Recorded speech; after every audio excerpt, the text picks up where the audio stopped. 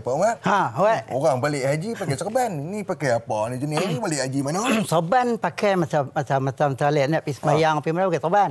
Tapi ni nak cerita ni. Hang tahu aku pakai pasal apa? Tahu ni apa dia? Mana nak tahu? Yang ni, apa dia? Tak tahu tu tengok kulit ni. Yang ni lah. Dah, inilah orang kata Boria. Oh, Boria. Boria ni pasal kita nak bawa Boria pada Pulau Pinang, mai di KL. Oh, di Metik. Mai di Penang. 22. Mai di Penang pula dah. Mai di KL 22 dan 23 ni.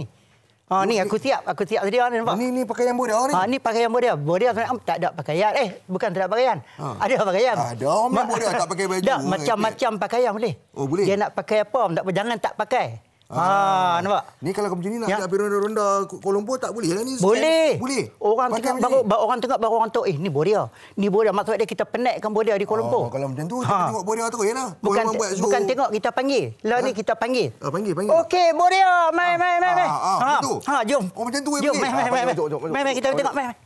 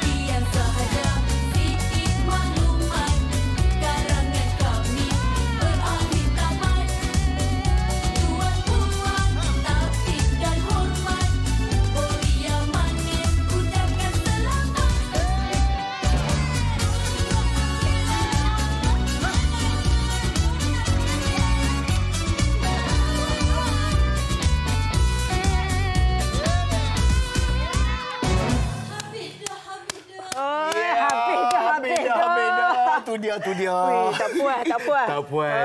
Itulah dia. Warisan seni kita dari utara Boria. Saya Nasraman dan Faria On. Faria On siap pakai oren lagi. Itulah dia. Mengambil semangat Penang. Jingga. Raplah jingga. Oi, jangan. Jadi dulu kita ucapkan terima kasih kepada kumpulan Boria. Kita ada pemain dari Penang. Kumpulan Manis. Kumpulan Manis memang kita Manis. tak rasa tak puas. Tapi saya lagi dan kita ada bersama dengan mereka dulu selepas ini. Tapi apa pun, selamat pagi diucapkan buat semua penonton Malaysia hari ini. Terima kasih kerana menonton kami 9.30 pagi hingga 10.30 pagi nanti. Seronok di pagi hari ini sampai terlupa kita tengah perkisian di pagi hari Malaysia ini. Malaysia hari ini membawakan bukan saja warisan seni Boria pada pagi ini, tapi juga sedikit informasi untuk anda yang berguna kepada anda yang menggunakan power bank.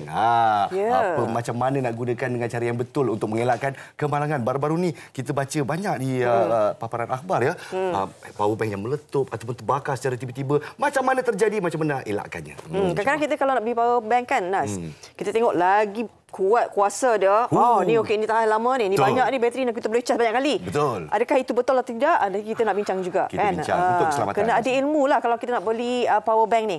Okey, sebelum tu Nas, apa kata kita kongsikan dulu apa yang terkini. Sebab semalam kita dilaporkan juga, kita baca di akhbar kan, tentang kehilangan 12 warga negara Malaysia, tetapi diperbetulkan sebenarnya bukan 12. Alhamdulillah. 10 warga negara Malaysia katanya hilang di utara India sebab kita bimbang ada bencana di sana. Tapi sebenarnya 10 telah pun dilaporkan selamatkan. Alhamdulillah. Jadi itu adalah laporan daripada Suruhanjaya Tinggi Malaysia di New Delhi untuk mengesan 10 rakyat Malaysia yang menyertai ekspedisi pengebaran di pergunungan Manali di Himachal Pradesh, India. Dikatakan hujan lebat yang sedang berlaku di kawasan utara India mengakibatkan banjir yang sangat dahsyat ya. Dan alhamdulillah Wisma Putra telah pun mengesahkan 10 rakyat Malaysia kita selamat. Alhamdulillah. Semalam kita dengar 12 yang hilang. Luruh dada ni dulu. Itulah 10. Sebenarnya 2 lagi tu ialah seorang tu dari warga China dan juga seorang lagi daripada warga British. Jadi dilaporkan selamat juga. Alhamdulillah. Kita mendoakan agarnya semua sana memberikan rakyat negara ataupun masyarakat di sana jugalah berada dalam keadaan yang baik, walaupun kita tahu bencananya sangat-sangat teruk. Sangat dahsyat. Sangat dahsyat sekali. Kalau kita lihat visualnya, wow, airnya begitu deras. Tapi apa yang juga sedang kencang adalah degupan jantung. Ya Allah. Lulusan SPM yang akan mengambil keputusan mereka pada hari ini 11.30 pagi. 41,701 calon STPM akan ketahui keputusan mereka. Ya Allah, kencang degupan jantung mereka. Kan? Kerana saya rasa perjuangan STPM ni, saya rasa saya salute mereka. Kalau dibandingkan dengan kita kan, kalau dapat IPTN dengan tingkatan 6, ya Allah, tingkatan 6 tu adalah perjuangan yang luar biasa sebenarnya. Luar biasa. Kita tak boleh hormat kepada mereka yang betul. ada kat Form 6 tu. Tapi saya juga ingin orang kata memberikan perangsang kepada generasi ini yang cekal, kental akibat pandemik COVID-19. Mereka teruskan perjuangan mereka sampai ke tahap ini. InsyaAllah semoga yang terbaik untuk anda semua. Kita doakan semoga berjaya untuk membina satu kehidupan baru di alam pekerjaan nanti. InsyaAllah. InsyaAllah. Okey, sekarang kita dah bersedia. Wareha pun dah pakai oren ni. Jadi apa kata? Tak ada lagu lah. Tak ada lagu lah. Kami nak gerak ke warisan seni Boria kita, kumpulan manis yang diketuai. Diketuai oleh Abang Omar. Itu yang sama. Dia boleh jadi tukang kereta baru. Bagi dia tongkat satu. Assalamualaikum. Kita bersama dengan Abang Omar Hashim atau Abang Omara dikenal. Saya panggil abang lah sebab muda. Lagi panggil abang tu lagi saya cakap kuat sikit. Ini tokoh warisan kebangsaan orang hidup Boria. Dan juga Abang Razali Rizwan, kita penggiat seni budaya Boria. Dah berapa lama bergiat ni? Kalau kata dah lama ni, nampak pun macam veteran je semuanya. Silakan. Kalau start daripada umur 19 tu, ni dah 51, nak kira berapa? Matematik. 40 tahun lebih lah. 40 tahun lebih lah. Macam Abang Umar sendiri, kita tahu kan bagaimana perjuangan Abang Umar daripada remaja, dah buat maknanya betul-betul. Daripada sekolah. Umur apa masa tu? Masa tu darjah 5. Darjah 5. Dia ingat lagi. Darjah 5. Terlampau minat sangat-sangat ni. Terlampau minat. Jadi sekarang umurnya 35. Jadi terima kasih. Sama-sama. Kata cakap kuat sikit dah. Okey, kita nak tahu juga sebab dulu masa zaman 80-an, 90-an Boria ni, kalau kita tahu Penang Boria. Kita mana-mana kita tahu dah persembahan. Mungkin generasi sekarang ni mungkin Boria kan. Bagaimana Abang Umar melihat perkembangan Borea ni? Perkembangan saya nampak sejak akhir-akhir ni, perkembangan Borea nampak semakin elok balik. Macam elok balik. Ada satu masa Borea tu dia tenggelam. Tenggelam. Tapi Alhamdulillah, lah ni saya nampak Borea ni dah boleh orang tapak naik balik. Dengan ada orang tapak kerjasama JKKN, sekarang media sosial apa semua tu, Jabatan Warisan apa semua, Borea dah orang kata berkembang balik. Lah ramai tengok semua muda-muda kan. Itulah dia. Tak, nak masuk Borea kena handsome cantik ya. Jadi sama macam saya. Dia tengok dia sama kan. Tapi saya difahamkan sebenarnya warisan Borea ni berasal dari Parsi ya, Ya, masa betul. dahulu. Yang tu juga cerita orang lah. Cerita orang lama-lama dulu. Kata asal daripada Parsi, ada yang kata daripada Iran. Lebih kurang macam tu lah. Parsi. Dibawa daripada pedagang-pedagang kan. Sampai di India.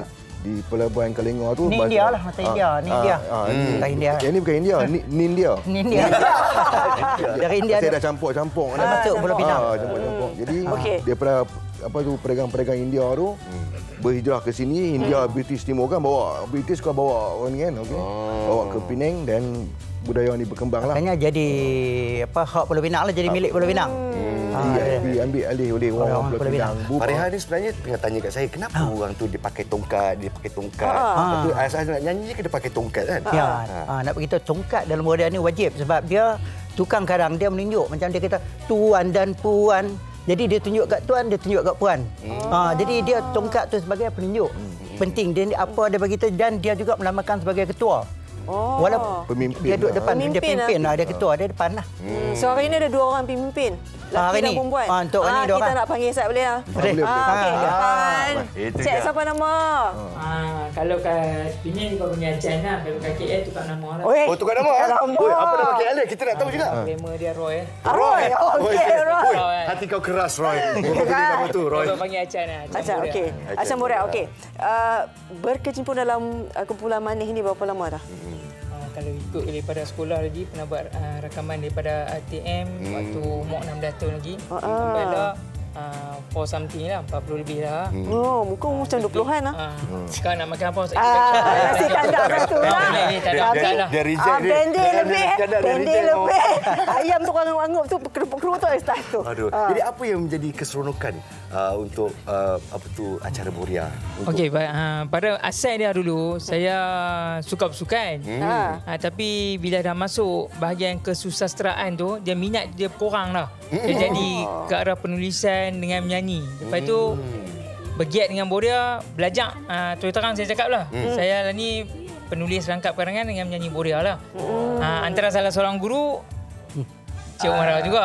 Lepas tu Pak Syed Agil, salah seorang tokoh juga dengan Gibran Khalid lah. Antara tokoh-tokoh. Itulah. Jadi selalu membimbing saya lah.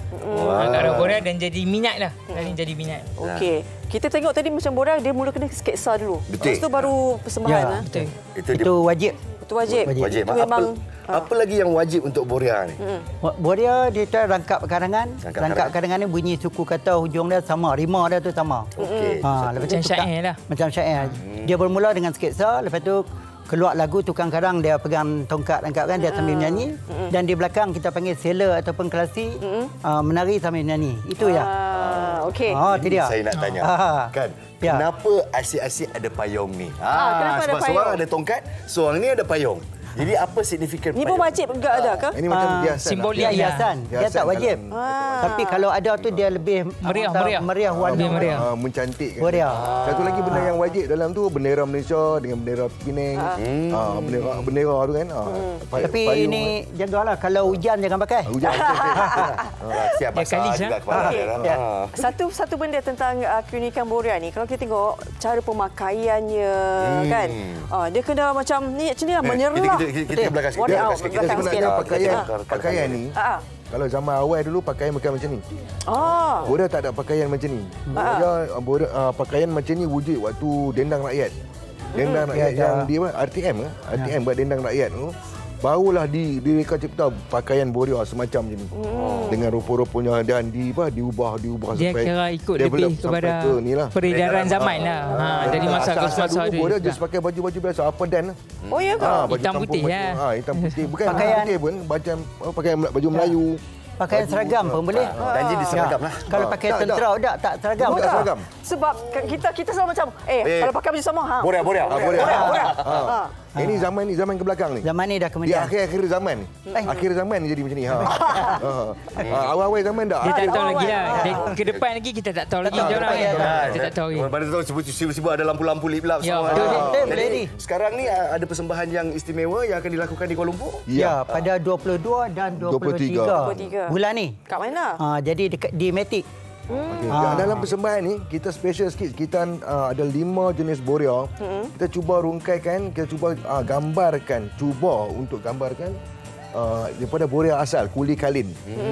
Boria asal datang di Pulau Pinang, kita gambarkan macam mana Kuli Kalin tu, lepas tu macam mana boria tu bergerak daripada satu zaman ke satu zaman. Boria kampung. Nampaklah. Boria kampung macam Terowong mana? masa tu kan. Terowong masa tu. Boria kampung dan boria Padang Tambun popular di zaman pesta Padang Tambun, lepas tu boria RTM dan boria moden. Jadi semua ini peredaran zamannya menggambarkan pembaharuan warisan seni boria. Dan sekarang kita nak tengok satu persembahan istimewa. Boleh ya? Kumpulan manis boleh. Baik. Memang kumpulan manis semuanya manis semuanya. Sabar Fariha, sabar. Kita berikan ruang untuk kumpulan manis dengan persembahan istimewanya. Kau nak join sekali? Boleh ke? Payung ada, kita boleh bagi payung lagi satu. Ya, sudah booking payung. Lagi satu payung pun ada kan? Lagi satu Mas. Kira payung Fariha. Abang Mak Ada ni ya. Okey. Mana payung tu? Semua dah kita terus. Tu ada. Belakang sikit. Okey, sedia. Kan saja Sikit maklumat tentang yang kami berakhir tamat.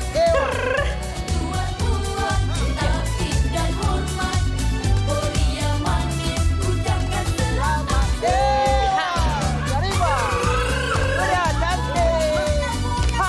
Jangan lupa saksikan kami 22 dan 23 ni di Dewan Masjid jam 4:30 malam. betul. Tiket berharga Tak payah agak mai saja. mai saja.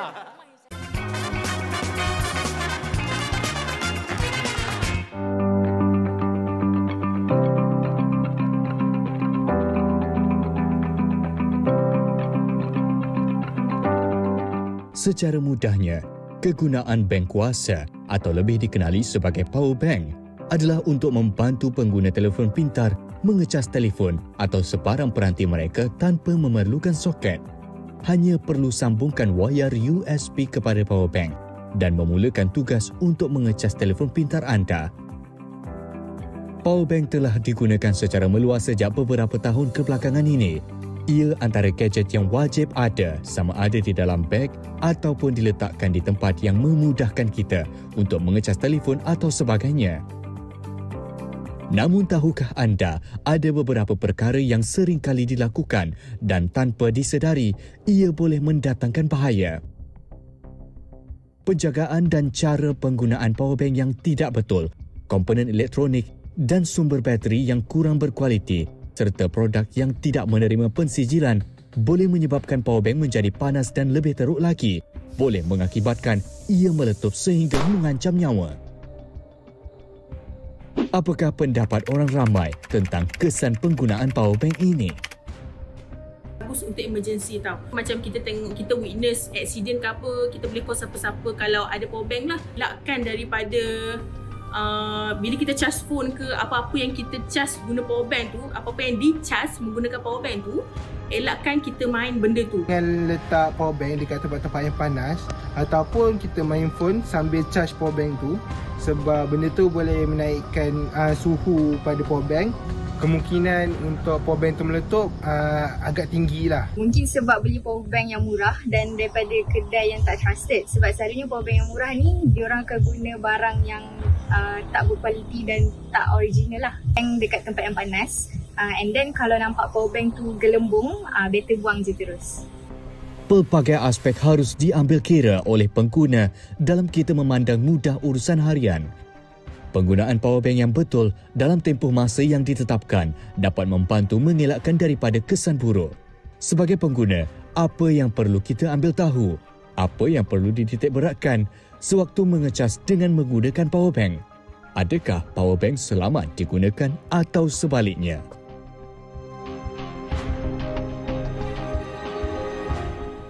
Itulah dia soalan yang bermain di fikiran kita. Adakah powerbank selamat untuk digunakan? Dijual di merata-rata. Ada yang ada piawaian. Mana yang tak ada piawaian, kita pun tak tahu. Jadi tak kisah anda seorang pelajar ke, usahawan ke, pempengaruh ke. Powerbank ni memang tak boleh lekang daripada tangan kita sekarang. Kan? Betul, sebab itu antara keperluannya lah. Apabila kita tak tahu kan macam ni. Kalau kena bateri tu dah sikit lah, merengsa rasa macam ya Allah. Jadi ini kita perlu ada ilmu sebenarnya untuk mengetahui lebih lanjut berkenaan dengan penggunaan powerbank ini. Kita nak bersama dengan tetamu kita iaitu secara maya Puan Anita Marzuki, merupakan Ketua Seksyen Teknikal dan Sokongan Jabatan Pengujian SIRIM QAS International Yang Berhad. Ya, terima kasih kepada Puan Insinyur. Okey, Assalamualaikum. Waalaikumsalam kepada Fariha dan juga Nas. Apa khabar? Baik, Alhamdulillah. Terima kasih kerana luangkan masa untuk berkongsi bersama dengan kita. Kita juga akan berkongsi dengan seorang lagi yang akan membawakan satu kisah yang mungkin Saksi, sering kita dengar. Jadi saksi itu kejadian tu. Itulah dia. Jadi kita nak kenalkan selepas ini. Sebelum itu, kita dah lihat bingkisan kita tentang penggunaan powerbank ini. Jadi kebanyakan rakyat Malaysia dah pun cakap, berbahaya juga. Dan kita tahu habit yang tidak boleh kita gunakan, seperti bila kita charge phone kita, janganlah kita guna sambil dia dicaskan. Jadi setakat ini adakah semua ketakutan yang dirasai oleh rakyat ni is it valid? Dear engineer, silakan. Okey, selamat pagi semua. Assalamualaikum. Waalaikumsalam. Okey, sebelum saya menjawab pertanyaan daripada Nas tadi, suka saya memberi contoh powerbank lah ya. Di mana saya ada beberapa contoh powerbank di sini, yang mana kita ada lekatkan powerbank ni bersama dengan kita panggil label SIRIM, di mana powerbank ni telah mendapat persijilan SIRIM. Sebelum mendapat persijilan dan pengiktirafan SIRIM ni, kita juga sebenarnya telah menguji powerbank ini supaya memenuhi kehendak piawaian, iaitu MS Malaysia Standard IEC 62133. Ini adalah piawaian yang perlu untuk menguji powerbank tersebut. Okey, antara ujian-ujian yang dijalankan adalah kualiti bahan yang digunakan, dan rekaan data dalaman powerbank tersebut, and then kita ada juga menjalankan ujian suhu, attitude, vibration, compression dan lain-lain ujian lah. So setelah powerbank ini telah lulus dengan ujian-ujian tersebut, barulah dia diberi persijilan dan pengiktirafan dan boleh dilabelkan dengan persijilan label SIRIM ni. Okey. So pada soalan tadi apa ya? Soalannya okey.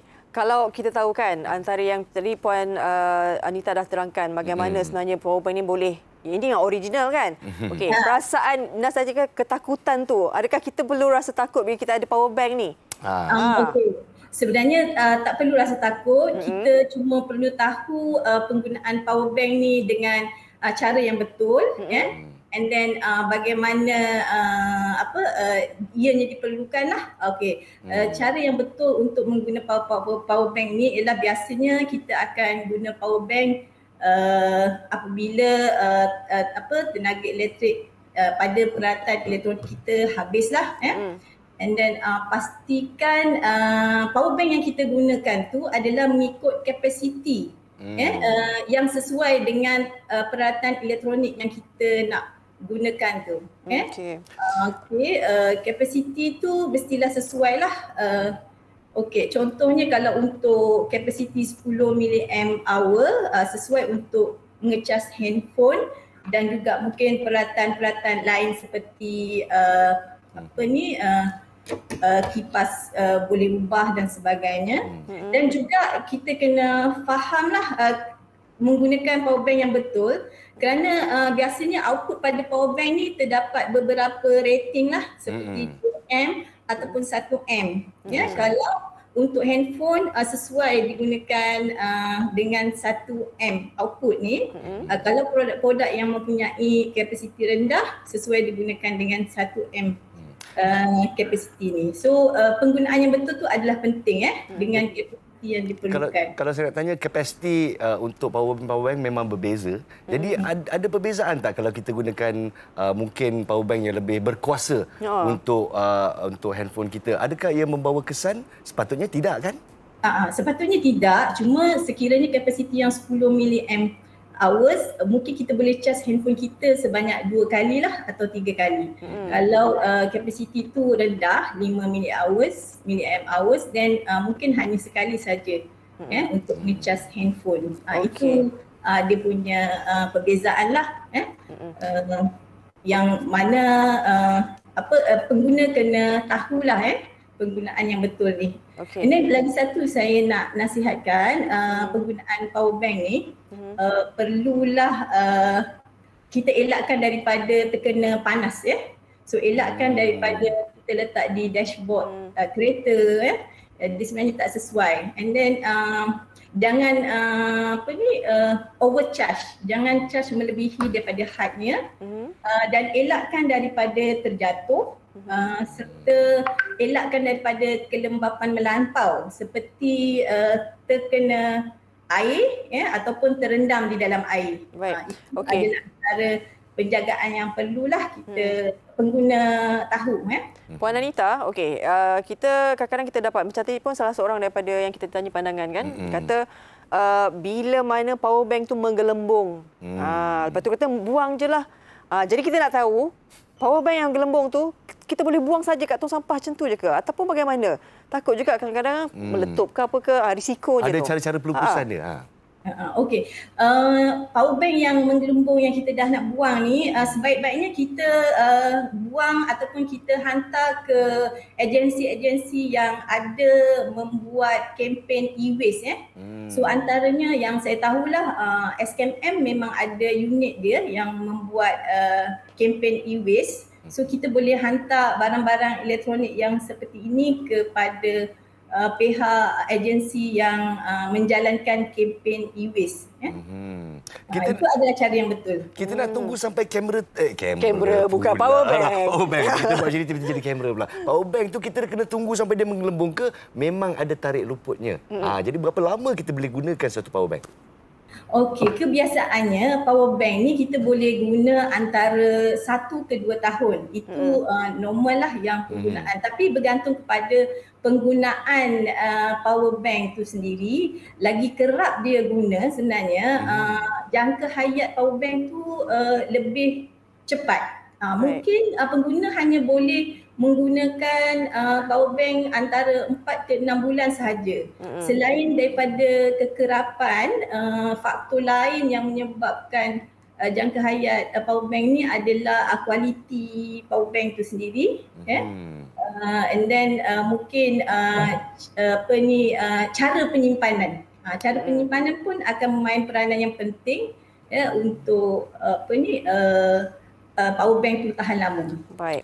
Banyak faktor rupanya. Banyak faktor. Kita sebenarnya nak tanya Puan Anita, apa yang menyebabkan power bank tu boleh meletup. Tapi sebelum tu kita nak dengar dulu.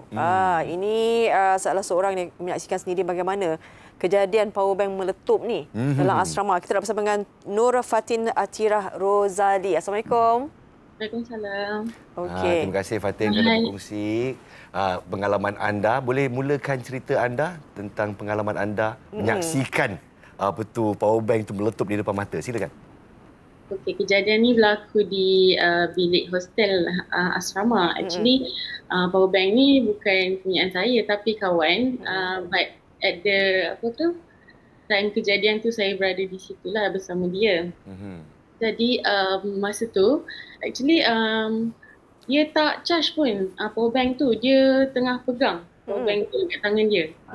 So tiba-tiba power bank tu meletup dalam tangan dia. Dekat tangan dia sendiri. Dia tak buat apa-apa pun. Dia just nak kemas meja study. And then dia pegang power bank tu, and power bank tu meletup. Dia macam panik, dia terus campak atas meja. Lepas tu? Apa terjadi? Lepas dia campak atas meja, kita orang macam panik lah nak padamkan sebab tiba-tiba api marak. Api macam ada api daripada power bank yang meletup tu. And then dia lari pergi toilet, nak try cari air ke something nak padamkan api. Tapi masa tu I macam memang panik. I pegang bantal peluk time tu sebab kita orang memang dalam hostel room tengah sembang-sembang. Lepas tu I macam terus ketuk power bank tu untuk padamkan api dengan bantal peluk tu. And then power bank tu jatuhlah atas kapet, dan tapi ada kesan terbakar lah dekat bantal dengan kapet. Tapi itu sebenarnya cara yang bahaya untuk padamkan api. Tapi lepas saya ketuk tu, panik kan masa tu. Masa tu tak tentu. Api dia memang besar ke macam mana? Memang besar. Lepas tu macam scary sebab dia dah terbakarkan kapet juga. Wow, dahsyat. So apinya marak. Tapi adakah power bank tu disambung kepada telefon sewaktu letupan? Langsung tak. Memang dia tengah pegang saja. Dia memang tengah pegang, bila tu meletup dia panik, dia terus campak. Ini yang sebenarnya menjadikan ketakutan kepada kita. Jadi kita tak tahu bila masa, macam bom masa tiba-tiba dia meletup begitu saja ya. Puan Anita mendengar kisah ni, mungkin Puan Anita boleh ulas sedikit bagaimana sebenarnya kita pun tak tahu dari pucuk pangkal macam tak charge tak apa. Angin tak ada, ribut tak ada, meletup. Silakan. Okey, actually ada banyak faktor lah kenapa dia boleh jadi macam tu. Sebab dia tidak digunakan kan, tidak di-charge dan juga tidak mengecas. Kan? Saya faham macam itulah.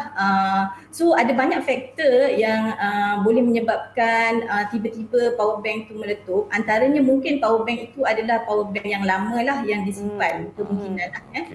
Dan faktor kedua, kemungkinan power bank tu dibuat daripada bahan-bahan yang mungkin tidak berkualiti.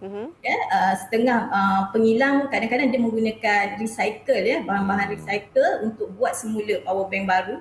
Itu ada juga kemungkinan. Dan ketiganya mungkin dari segi rekaan litar dalaman power bank tu sendiri.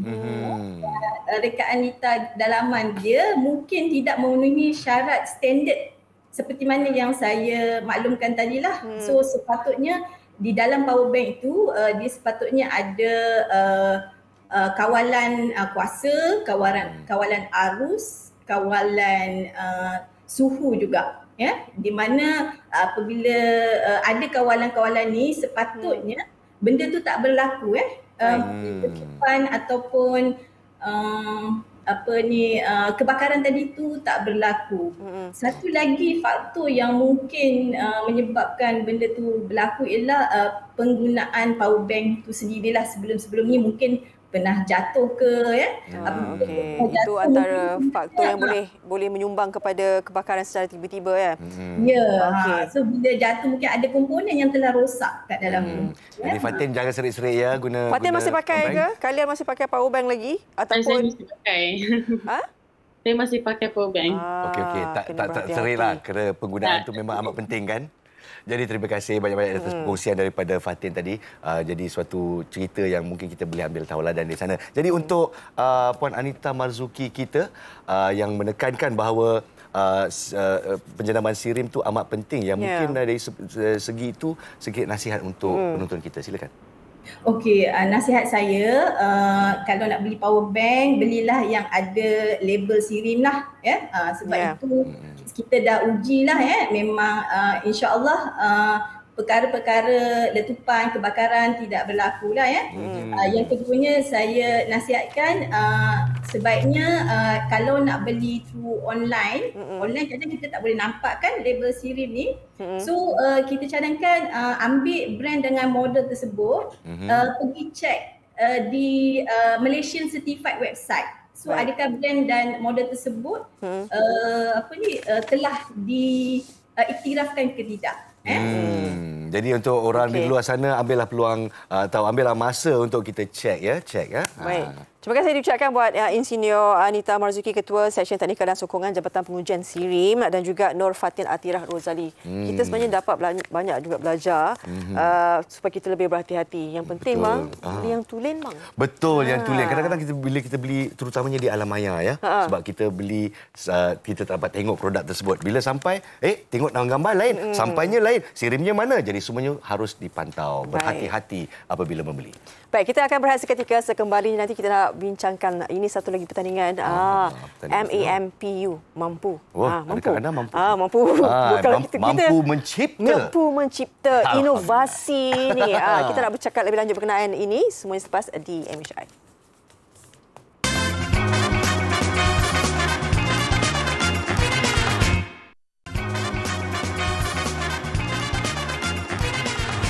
Baik, kembali semula dalam Malaysia hari ini. Terima kasih kerana masih setia bersama dengan kami. Okey, Farah nak kongsikan ini berkenaan dengan pelaksanaan program Challenge on Innovation and Problem Solving Through Technology Advancement.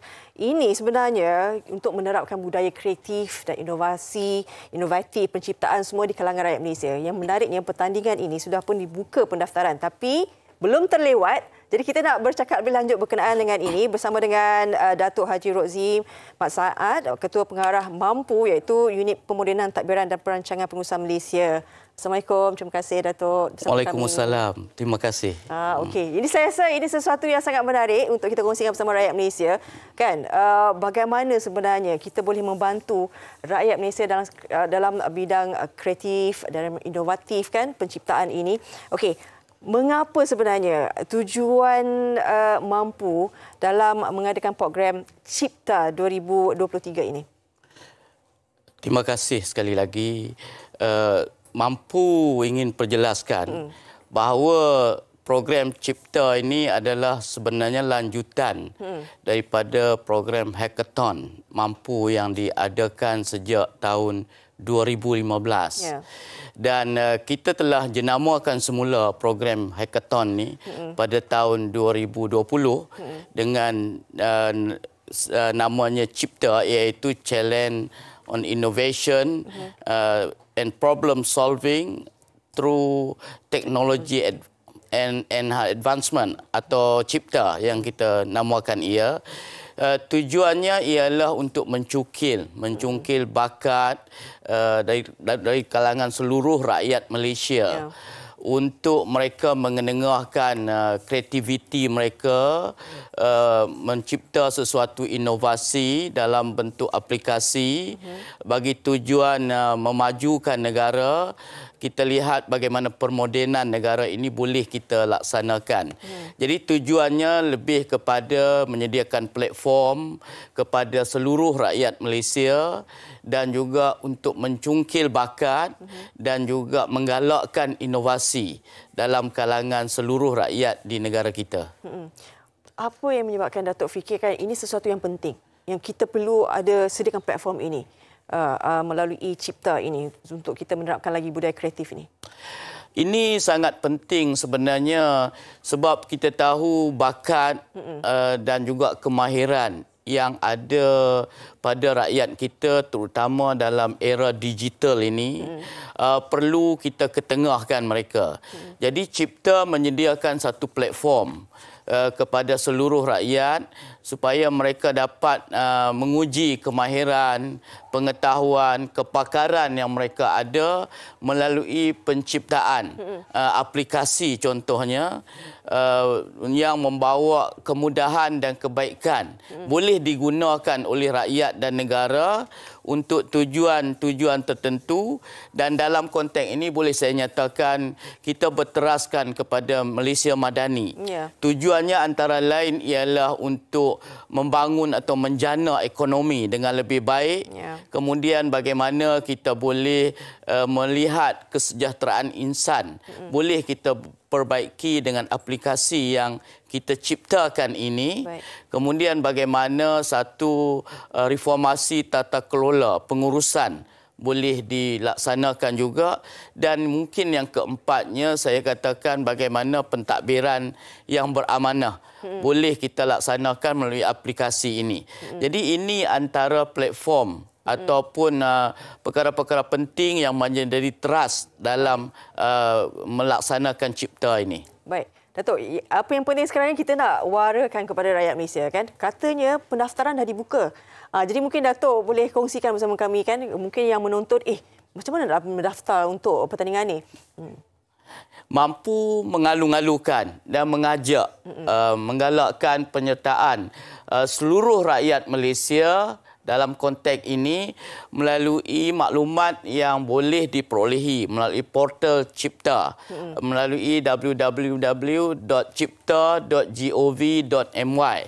Maklumat lanjut boleh diperolehi di sini dan pendaftaran telah dibuka seperti mana dinyatakan tadi bermula 12 Jun yang lalu dan akan berakhir pada 23 Julai yang akan datang. Jadi mampu mengajak dan menyeru rakyat Malaysia yang mempunyai kreativiti, yang mempunyai pengetahuan, kepakaran, skill, boleh menyertai pertandingan ini melalui maklumat yang disampaikan dalam website tadi. Berapa kategori, Datuk? Kita terdapat 4 kategori di sini, iaitu pertamanya kategori agensi-agensi kerajaan. Kategori kedua melibatkan orang awam atau pemain industri. Kategori ketiga kita buka kepada pelajar di Institut Pengajian Tinggi. Dan kategori keempat ialah bagi pelajar-pelajar sekolah. Ini terdapat 4 kategori. Dan difahamkan penyertaan semua percuma ya? Ya, semua penyertaan adalah percuma dan tidak dikenakan sebarang bayaran. Itu yang menarik tu, dan katanya hadiah pun cukup menarik ni, Datuk, untuk semua kategori itu keseluruhannya. Dari segi keseluruhan hadiah, kerajaan memperuntukkan RM66,000 untuk 4 kategori ini sebagai hadiah atau ganjaran kepada pemenang yang akan ditetapkan nanti. Baik. Mungkin Datuk ada sikit harapan untuk kita nak lebih ramai lagi sebenarnya rakyat Malaysia kan. Kita nak berdaya saing. Jadi ini antara platform yang sangat istimewa disediakan oleh pihak kerajaan sendiri. Mampu memohon dan berharap kepada rakyat Malaysia untuk menyambut program ini dengan baik dan menyertai program Cipta ini. Tentulah melalui program ini kita dapat ketengahkan bakat melalui penghasilan aplikasi inovasi berasaskan kreativiti dan pengetahuan yang ada, dan dari situ kita boleh bangunkan atau percepatkan pembangunan dan kemajuan negara melalui teknologi digital ini yang mungkin akan menjadi satu prasyarat yang amat penting dalam kemajuan negara pada masa hadapan. Baik. Kalau nak tahu lebih lanjut syarat-syaratnya, kriterianya, boleh anda layari cipta.mampu.gov.my. Jadi jangan lupa untuk mendaftar sehingga berapa hari bulan, Datuk, tadi? Sehingga 23 Julai. 23 Julai. Masih ada masa lagi untuk menyertai pertandingan ini. Terima kasih banyak-banyak diucapkan untuk Datuk Haji Rozi Mat Saad, Ketua Pengarah Mampu. Dan inilah dia. Kalau ada peluang, ada ruang, ambil cepat-cepat. Mana tahu anda antara pemenang yang akan memenangi dalam hadiah tu RM66,000 yang ditawarkan oleh Mampu. Baik, kita akan berehat seketika. Sekembalinya nanti kita berdebar juga nak tahu bagaimana nanti ABPBH ke-35. Jadi nanti kita nak bersama dengan Nas dan juga beberapa orang artis. Semuanya selepas ini di MHI.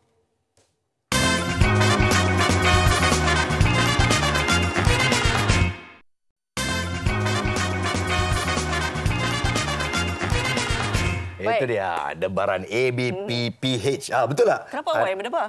Sebab saya nak sebut pun saya takut. Ya, itulah ABPBH. Anugerah Berita Popular Berita Harian yang ke-35. Dah selang kan, tahun lepas tak ada. Dan sekarang ni kita kembali dengan lebih hangat.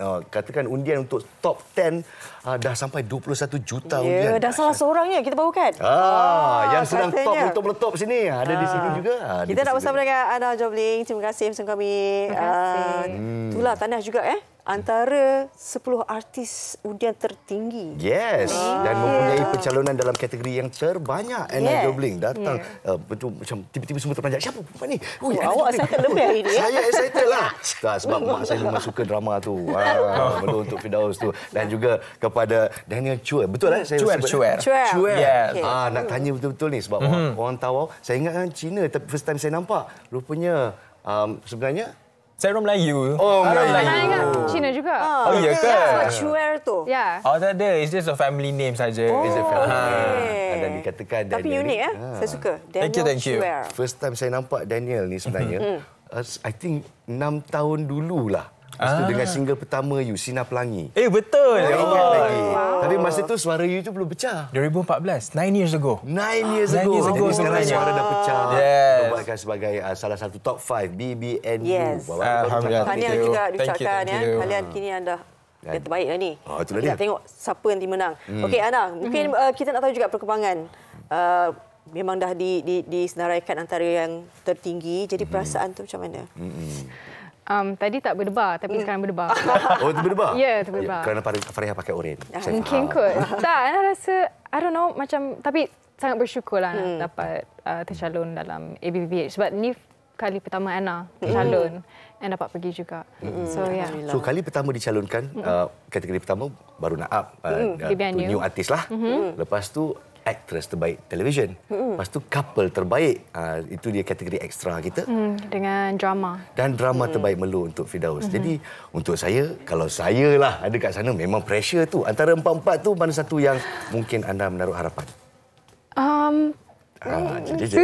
Susah sebab Ana rasa semua pun ada peluang. Tapi terpulang kepada fans yang nak vote yang mana satu.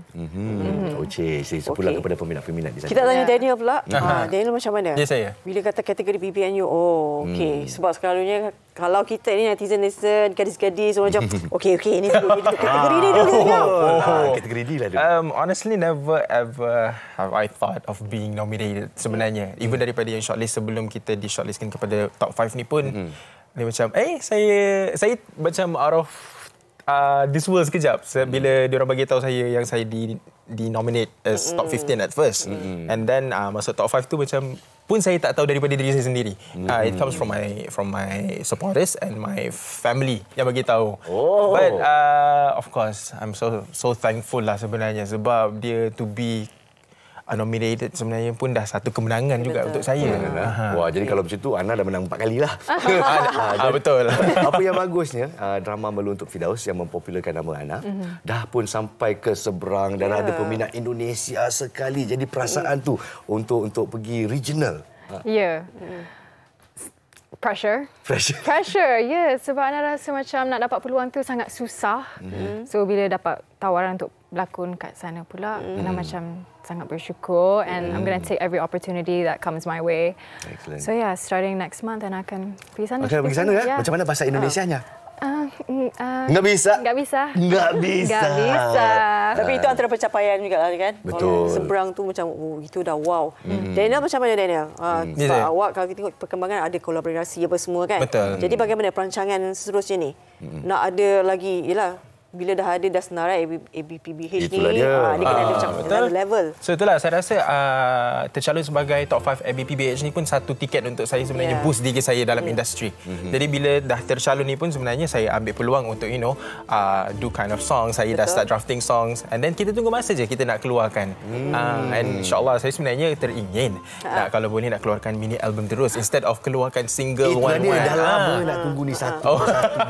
Itulah penat nak kena satu-satu. So why don't we just go for a album instead? So orang pendengar pun macam orang satisfy.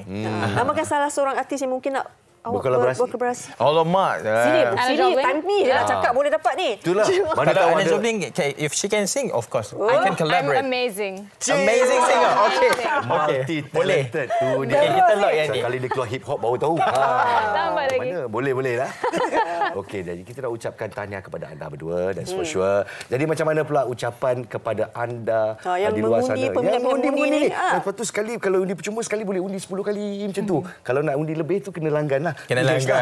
Jadi mungkin ucapan untuk mereka yang mula. Okay, daripada Daniel, I would like to say thank you very much for those yang keep on voting sampai ke hari ini. And kita ada baki berapa hari lagi? Lagi 2 hari lagi before voting close.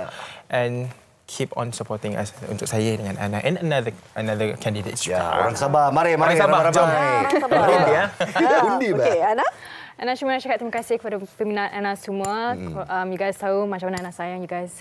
And Ana tahu you guys sayang Ana. So keep on voting. We got this. I love you guys so much. And Alhamdulillah. no matter what happens, Dan saya pasti peminat kat luar sana. Mesti undi. Mak saya 10 kali tapi dia tak tahu macam mana nak refresh. Janji undi. Tak apa, nanti kita ajar nanti. Kita ajar tidur.